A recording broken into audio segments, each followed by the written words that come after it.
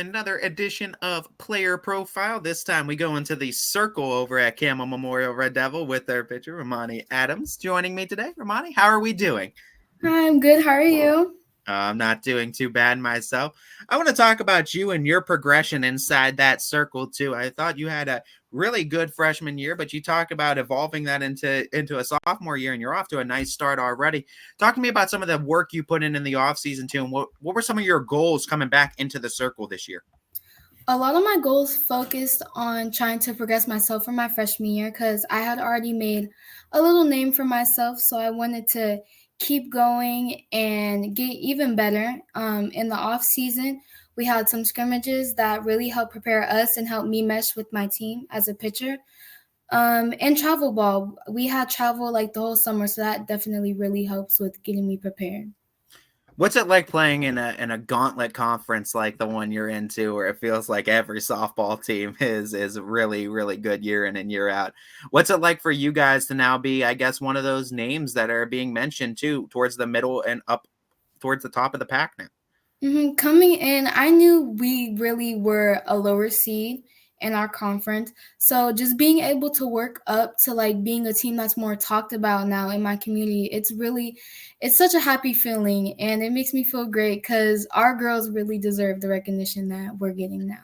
I love what you guys have all done too, because it's kind of just been a group effort amongst a lot of you girls and trying to just put Campbell Memorial, I guess, back on the map and create a kind of renaissance of girls sports over there in Red Devil country.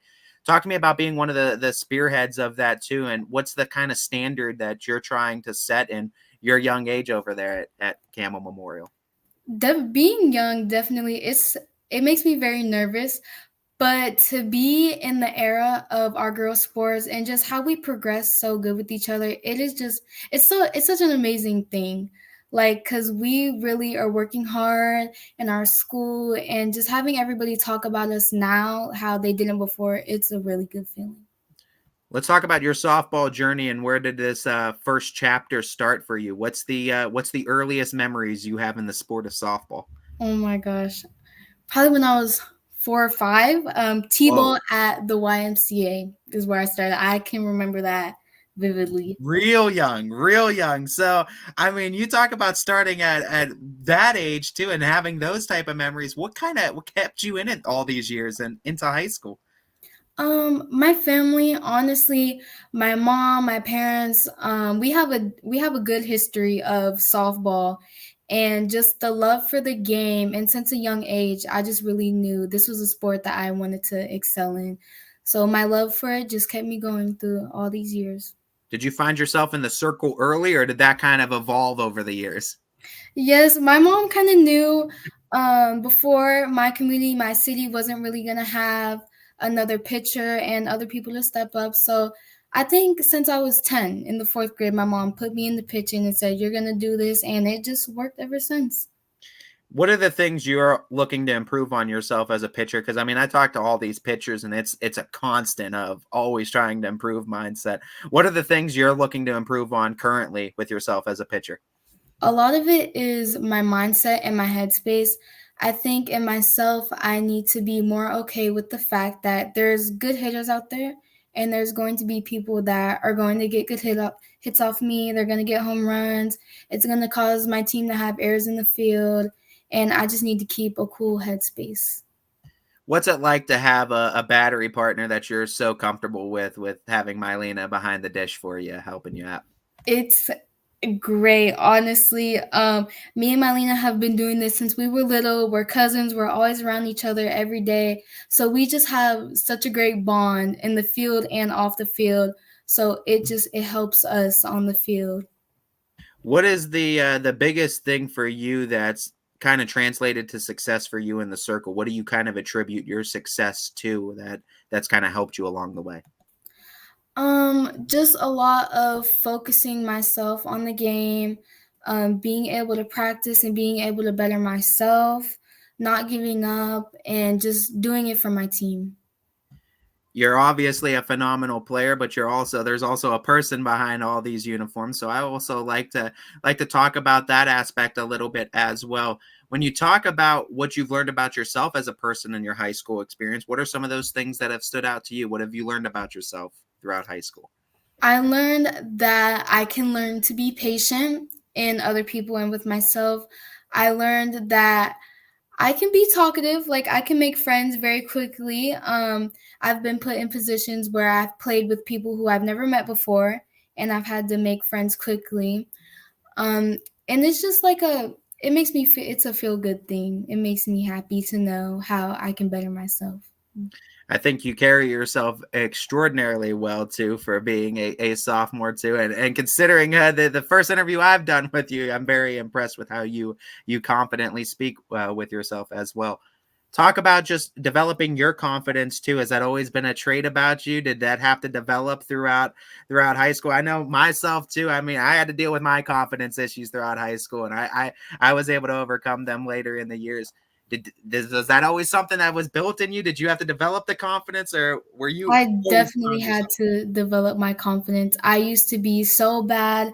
I would walk 2 batters in a row. I would look at my mom, just take me out the game right now. I used to get so down on myself. It's still something that I have to work on, but being patient and learning how to be patient in myself is definitely something in being confident.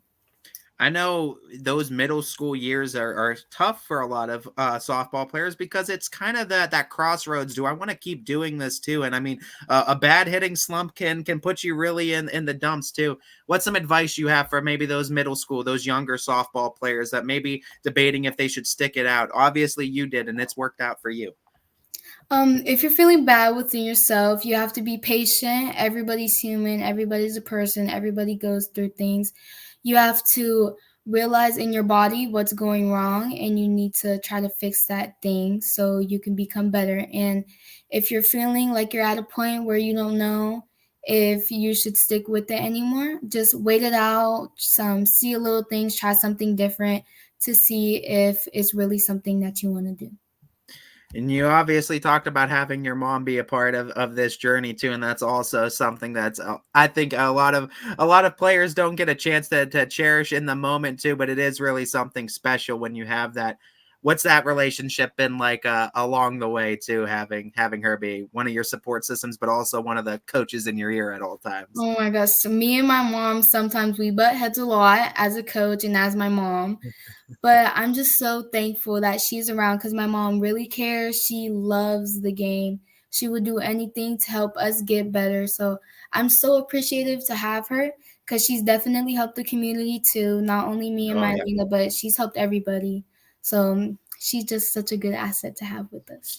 I call her the red devil symbol. She's like the bat signal too. Oh yeah. Anytime that she needs the red devils to get some recognition, Mhm. she's be sure to get our attention too. I love what your mom has done too for the Campbell Memorial Red Devil programs as Mhm. well. She's brought a lot of attention. She's been a spearhead for that. You talk about having that too and having these coaching experiences with her too, but outside of that, what are things you look for in a head coach and in a coach for softball? What are some things that appeal to you from a softball coach? Um, I like to not only have like a coach relationship, but like a friendly relationship too. I think if you have a good relationship with your players, it'll speak in the games. I like when a coach has patience with their players, and I like coaches that are understanding and can communicate well. You talk about battling Mother Nature like we've done all season. You guys have been able to manage getting games in, but it's been a rough ride too. How do you as a pitcher try to stay ready when you don't get that live competition maybe as frequently as you'd like to start out? Mm.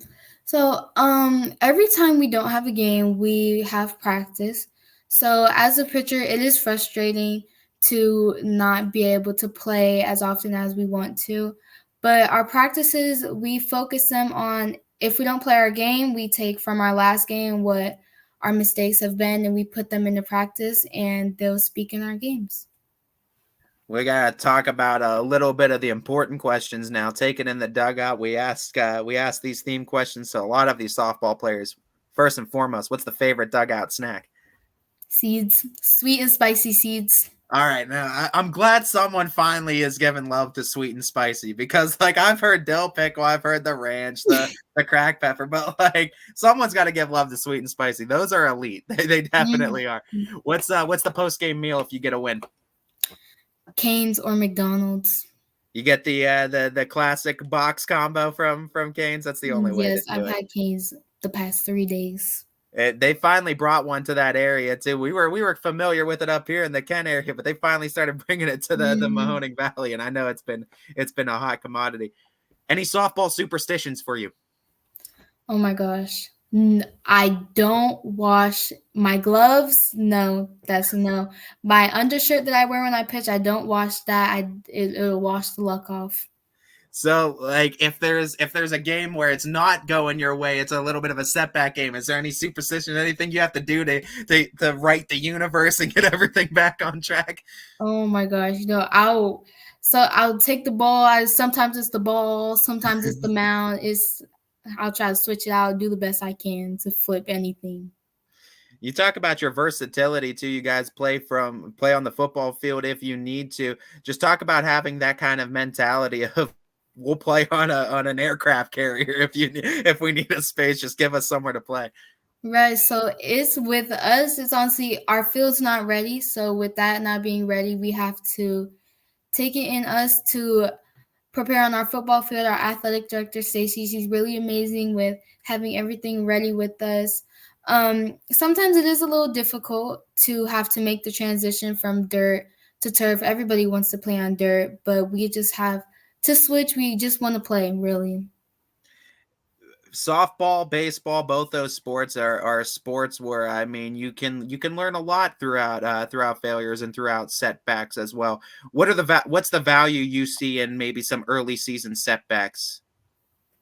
Um, the value I see in them is that it prepares us for the bigger mistakes that we might make. If we make something small, it's hey, like brush it off. There might be something bigger that comes because everybody, I think, has to face something bad to be able to face something good. When you talk about outside of the sport of softball, when you got some free time, what are some of your hobbies? Um, I like to take naps. I like to sleep. It's because Um, it's a running theme in the house. Is the nap time too. yes, Is there now? Is there a specific spot? Is there like a dedicated chair? Is it the couch, or is it the bed is the napping spot and the sleeping spot? Because some people are weird. Like napping spots are different than sleeping spots. Like the bed is only for long sleep, but always no, my bed. Always always my the bed bed. for sure. Is it now? What's do you have to set a limit on your naps too, or if they do you, Oh or if yeah. they go too long, do you find yourself like this isn't worth it for the rest of the day? Yes, I can't sleep for too long. My naps will take maybe 2 hours. I can't sleep till like 9. That'll mess up my school schedule. Can't do it. Let's talk a little bit too about your support system and just we talked about the love you have from your parents as well, your mom being there. What are some other supporters that you want to give shout outs to, give spotlights to, give love to? My whole family, honestly, my dad shows up a lot for me. My boyfriend's mom, she shows up a lot for me. She posts me, my boyfriend, everybody in the community just comes and they share the love to us, and it's such a good feeling. Well, we share the love for you guys here as well on YS, and we're always rooting for Red Devil Nation doing what you guys are doing out there in Campbell Memorial Country. I can't wait to see you guys this year. I know you're on the docket at least once or twice for me this season, so I'll be around to see what you guys have to offer. But we're always rooting Yes. for you, Ramani, and always continued success in that circle. Thank you, and I'll keep it up. Thank you for taking the time out of your busy day to join me. This has been another edition of Player Profile with the sophomore in the circle over at Campbell Memorial, Ramani Adams.